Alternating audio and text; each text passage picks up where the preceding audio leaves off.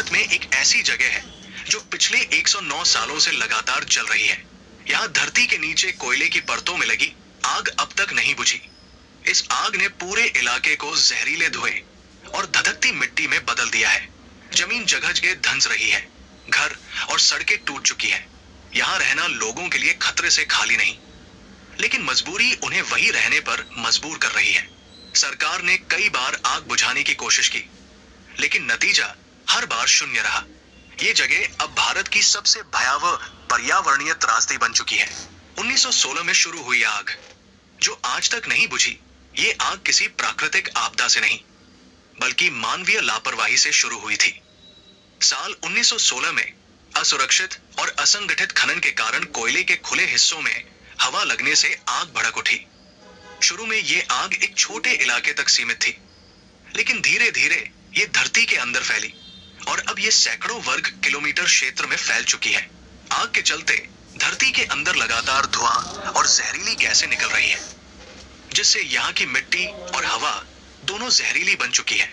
जमीन धंस रही, हवा में जहर घुला। दरअसल झारखंड का झरिया कभी अपनी उच्च गुणवत्ता वाली कोकिंग कोयले के लिए मशहूर था, जिसने भारत के इस्पात उद्योग को ताकत दी।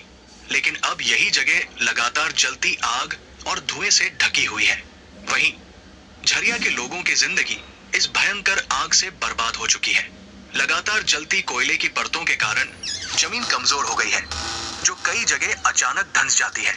कई घर और सड़कें इस धंसान में तबाह हो चुकी है। हवा में सल्फर डाइऑक्साइड और कार्बन मोनोऑक्साइड जैसी जहरीली गैसें घुल चुकी है, जिससे लोगों को सांस की बीमारी, त्वचा रोग और फेफड़ों की दिक्कतें हो रही है। कई परिवारों को यहाँ से पलायन करना पड़ा, लेकिन गरीबी और रोजगार की कमी के चलते हजारों लोग अब भी इसी खतरे के बीच जीने को मजबूर है। सरकारी कोशिशें नाकाम, आग का कहर जारी। सरकार और Bharat Coking Coal Limited BCCL ने आग बुझाने के कई प्रयास किए, लेकिन सफलता नहीं मिली।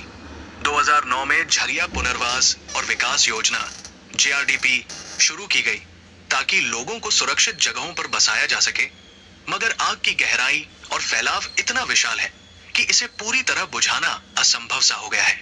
आज झरिया एक चेतावनी बन चुका है कि अगर पर्यावरण और सुरक्षा नियमों की अनदेखी की जाए तो विकास का केंद्र भी विनाश का कारण बन सकता है। यहाँ सिर्फ कोयला नहीं, बल्कि हजारों लोगों का भविष्य अब भी जल रहा है।